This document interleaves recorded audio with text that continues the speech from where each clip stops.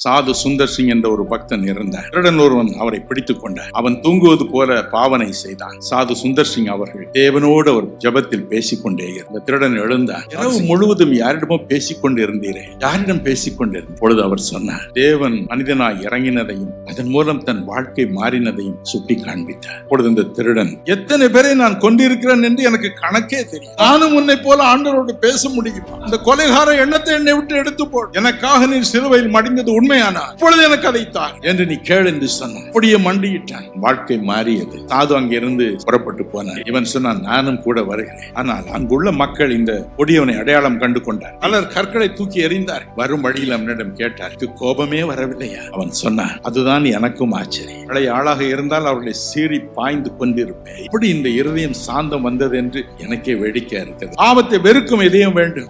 கெஞ்சும் ஒவ்வொருவருக்கும் அதை கொடுப்பார். காரணம், அவர் சிலுவையில் அதை சுமந்தார்.